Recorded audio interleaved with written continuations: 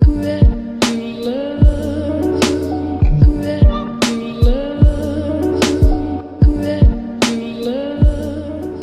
Morning dear viewers of my channel that is mind your science. और मैं चंद्र प्रकाश आप सभी का अपने चैनल पर हार्दिक स्वागत। अभी जस्ट मैं अपनी केमिस्ट्री की रूटीन वीडियो बना रहा था और इसके बाद मैं आज सोचा कि आज संडे है, आज आपके साथ कुछ एक नया टॉपिक डिस्कस कर लेते हैं। टॉपिक डिस्कस करने का मतलब ये नहीं कि मैं इधर से उधर की बातें करूंगा, मैं आपके साथ एजुकेशन पॉइंट ऑफ व्यू की बात करूंगा। माननीय नरेंद्र मोदी जी ने, हमारे माननीय प्रधानमंत्री जी ने अभी हाल ही में, आपने देखा होगा 4-5 दिन पहले आपने देखा होगा, सब पेपरों की न्यूज़ की हेडलाइंस थी, Modi government has presented a new education policy, जिसके अंतर्गत क्या क्या प्रोसेस होने वाला है उसकी थोड़ी सी मैं समरी में चर्चा करूंगा। मैंने यही बताया कि मैं I am not an very expert, फिर भी मैं अपनी तरफ से आपके साथ जो मैंने स्टडी की, एनालाइज की, जो बातें मेरे को लगी वो आप तक पहुंचाना मेरा माध्यम है। बिकॉज एक वीडियो कॉन्फ्रेंसिंग में क्या फ़र्क होता है कि हम कोई भी चीज़ बताते हैं, सुन लेते हैं, आदमी पढ़ने में थोड़ा सा दिक्कत करते हैं। जैसे हमें पढ़ना पड़ जाए, कोई बात पढ़नी पड़ जाए तो हम हेजिटेट करते हैं। अखबार सभी के घर में आता है, लेकिन सारी अखबार कौन पढ़ता है? ऊपर की हेडलाइंस पढ़ी, मेन पॉइंट्स देखे, मैं भी यही करता हूँ। तो आज का जो आप समझ गए, जो टॉपिक का विषय रहेगा वो क्या रहेगा बच्चों, या जो भी मेरे ये वीडियो देख रहे हैं, मेरे जितने भी व्यूअर्स हैं, ज़्यादातर स्टूडेंट्स के लिए वीडियोस बना रहा हूँ मैं, तो स्टूडेंट्स हैं, ठीक है, उनके पेरेंट्स भी देखते होंगे, तो सभी के लिए ये न्यू एजुकेशन पॉलिसी क्या है, इसको मैंने ड्राफ्ट किया है। टोटल मैंने 20 पॉइंट्स में इसको ड्राफ्ट किया है। पॉलिसी तो बड़ी होगी, बहुत बड़ी किताब होगी, उसके बारे में पता नहीं, और आगे पार्ट्स होंगे। जितना मुझे ज्ञान मिला मैं थोड़ा सा आपको समराइज़ करा देता हूँ, क्योंकि बच्चों के अंदर उत्सुकता यही होगी कि जो अगले साल ये लॉन्च हो जाएगी, तो जो बच्चे हमारे जिस क्लासेस में हैं उनके लिए इम्पॉर्टेंट हो जाएगा। तो ये अब मैं आपके साथ स्टार्ट करने जा रहा हूँ। तो thank you for watching my channel. आप लोगों का प्यार मिल रहा है, आप देख रहे हैं मेरे चैनल को, और इसी के हिसाब से मैं वीडियोस बना पा रहा हूँ। According to this new policy 10+2 board structure is dropped. इसका मतलब क्या है, एक एक पॉइंट मैं एलोबरेट करूँगा, ध्यान से वीडियो को सुनना है। भाई 12वीं की कक्षा स्कूलों से हटा दी गई है, फिर कहाँ चली गई? कॉलेज में चली गई। New school structure will be 5+3+3+4। ये सारा बताऊंगा कैसे है। अप टू 5 प्री स्कूल, 5 तक प्री स्कूल, पहले भी ऐसे ही होता है। 6ठी से 8वीं मिडिल स्कूल, मालूम है सभी को, जो हमारे टीचर भाई भी इस चैनल को देख रहे हैं या आगे देखेंगे उनको भी ये पता लग जाएगा। पूरा ब्रीफ मैं आपको साथ कर रहा हूँ। अब आर्ट्स से लेके 11वीं क्लास, मतलब 9 से कहूँगा मैं, 9 से 12वीं क्लास, 4 क्लासेस थी हमारी। सेकेंडरी हाई तक तो 10th और सीनियर सेकेंडरी तक +2, लेकिन ये हटा दी गई। अब ये हाई स्कूल कर दिया। 8th to 11th is the high school. अब वो कैसे स्कूलों को डिवीज़न करते हैं वो तो उसमें ड्राफ्टिंग जब आती है उसके बाद उसमें पता लगेगा। ये हमारे पास आ गई है। 12th onward is up to graduation, 12वीं से ग्रेजुएशन। इसका मतलब 12वीं क्लास कहाँ चली गई? कॉलेज पे चली गई। Any degree will be of 4 years। सारी डिग्रियों को 4 साल की कर दी गई है। ये एक बहुत बड़ी खुशखबरी है आप लोगों के लिए। आप कहोगे सर खुशखबरी कैसे जी?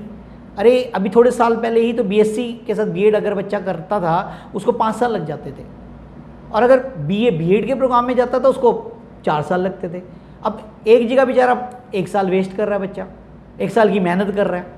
तो अब वो सब जगह सेम कर दिया गया। बहुत ही बढ़िया डिसीजन है, ध्यान से समझनी है बात को। अब डिग्री कोर्स जो ग्रेजुएशन है हमारे हैं देखिए ध्यान से, अभी इसमें मेरे को थोड़ा सा इसमें भी अभी मेरे भी क्वेश्चंस हैं। डिग्री कोर्स 4 ईयर का कर दिया है, बीई या बीटेक ऑलरेडी 4 ईयर था, लेकिन एमबीबीएस 5.5 प्लस 6 साल में उनका पूरा होता है एमबीबीएस। अब उसको भी क्या 4 साल कर दिया, तो इसका मतलब 2 साल उनके बच जाएंगे। ये तो बहुत बड़ी खुशखबरी है, लेकिन अभी इसमें क्लियरिफिकेशन नहीं है, तो वो अभी आएगी, पूरी ड्राफ्ट आएगी तो सब उसमें से समझ पाएंगे। लेकिन उन्होंने कहा कि सजेशन के हिसाब से any degree will be 4 year degree. Clear हो गया? 6th onward vocational course will available. ये पॉइंट नंबर मेरा क्या है बेटा? 5th है। या viewers, from 8 to 11 student can choose any subject, किसी भी सब्जेक्ट को ले सकता है, कोई कंपल्शन नहीं है। भाई साइंस वाले बच्चों को फिक्स किया हुआ था, भाई इंग्लिश पढ़नी है तुझे, हिंदी पढ़नी है तुझे, फिजिक्स पढ़नी है तुझे, केमिस्ट्री पढ़नी है। मेडिकल वाले बच्चों को मैथ्स की जगह बायो पढ़नी है। कुछ वो तो अपने हिसाब से ले लेते थे कि बायो और मैथ्स ले लिया, एडिशनल ले लिया, तो फिक्स कर रखे थे सब्जेक्ट्स पहले। लेकिन अब वो कोई भी विषय चुन सकता है, फिक्सिंग नहीं है। All graduation course will have major and minor subject. अब देखो ध्यान से, इसको मैं एलोबरेट करता हूँ, मेजर और माइनर कैसे किया। अगर कोई बच्चा आगे बीएससी फिजिक्स करना चाहता है तो उसको मेजर सब्जेक्ट में फिजिक्स पढ़नी पड़ेगी, माइनर में चाहे वो म्यूज़िक पढ़ ले, माइनर में चाहे वो पॉलिटिकल साइंस पढ़ ले, चाहे वो हिस्ट्री पढ़ ले, चाहे संस्कृत पढ़ ले या पंजाबी पढ़ ले। अब किसी बच्चे ने हायर लेवल पे सपोज पंजाबी पढ़नी है तो उसको मेजर सब्जेक्ट क्या लेना पड़ गया? पंजाबी लेना पड़ गया। तो क्लियरिफिकेशन हो गई आपको इस वाले पॉइंट की। Point number 8 is all higher education will be governed by only one authority. पहले 2 गवर्निंग बॉडी थी हमारी, यूजीसी, AICTE। टेक्निकल को ये देखते थे, यूजीसी हमारे जितने भी कॉलेजेस उसके अंदर होते थे। अब इन दोनों को मर्ज कर दिया जाएगा, it will be merge together. Point number 10, all university, government or private, open, deemed, vocational, etc. will have the same grading and other rules। सभी की एक जैसी ग्रेडिंग होगी, सभी के ऊपर एक जैसे रूल चलेंगे। अब ये नहीं कि कोई अपनी मर्जी से भाई मैं तो अपने बच्चों को A ग्रेड दे रहा हूँ इस लेवल पे, मतलब 80 से 90% वाले को ग्रेड A दे दिया। अपने अलग अलग यूनिवर्सिटी ने अपने अपने हिसाब से डिसाइड किया होता, बट वो अब ख़त्म कर दिया जाएगा। Point number 11, new teacher training board will be set up for all kind of teacher in the country, no state can have the change। Central level पर ही बोर्ड गठित की जाएगी और वही हमारे टीचरों को ट्रेनिंग देंगे। स्टेट का इसमें कोई रोल नहीं रहेगा, state has no role on this. तो ये बातें क्लियरिफिकेशन ध्यान से करें, ध्यान से सोचें। Same level of admission to the college based on the rating college will be autonomous right and the funds. तो इसमें भी जो फंड्स वगैरह के जो राइट्स हैं वो कॉलेज का भी कंट्रोल रहेगा हमारा, गवर्नमेंट का। New basic learning programme will be very important decision by the Modi government. Created क्या है इसमें? Created by the to reach the children up to 3 years in home. जो पेरेंट्स हैं वही टीच करेंगे अपने बच्चों को 3 साल तक, घर में पढ़ाना है उनको। बच्चों को घर पे ही टीचर नहीं पढ़ाएगा, उनके माँ बाप पढ़ाएंगे, parents will teach. And for pre school that is 3 to 6, जो हमारी आंगनबाड़ीज़ होती है तो उनको प्ले स्कूलों में कन्वर्ट कर दिया जाएगा। तो ये बड़ा डिसीजन है हमारा। Point number 14, multi entry and exist from any course. Entry भी कर सकता है मल्टी, एग्जिट भी कर सकता है, इसको आगे और एलोबरेट करेंगे। Point number 15, credit system from graduation for each year. Student will get some credit which can be utilise if he takes break in the course and come back again to complete the course. मतलब पहले जैसे continue होती थी भाई हमें 3 साल तक graduation करनी है, वो किसी भी टाइम अपना क्विट कर सकता है। जैसे मैंने 1 साल पढ़ लिया, मेरा ठीक नहीं बैठा, मेरे घर की कंडीशन ठीक नहीं बैठी, मैं जॉब पे चला गया, फिर मैं 2 साल बाद आके फिर से मैं अपनी सेकेंड ईयर कंटिन्यू कर सकता हूँ। तो ये बहुत ही बड़ा अच्छा डिसीजन है कि बीच में कहीं पर भी वो ब्रेक कर सकता है। उसका जो क्रेडिट है वो आगे ट्रांसफ़र कर दिया जाएगा। जैसे क्रेडिट होना, जो हमारे खाते में पैसे पड़े हैं उसको अगले खाते में ट्रांसफ़र कर दिए जाएंगे। Point number 16, all school exam will be semester wise twice in a year. ये भी एक बहुत बड़ा डिसीजन लिया है हमारे सरकार ने कि एग्ज़ाम को, स्कूल के जितने भी एग्ज़ाम होंगे वो सेमेस्टराइजेशन कर दी गई है दोबारा पहले की तरह ही। ईयरली सिस्टम ख़त्म कर दिया गया, साल में 2 बार पेपर होने वाले हैं आपके। The syllabus will be reduce to core knowledge of any subject only.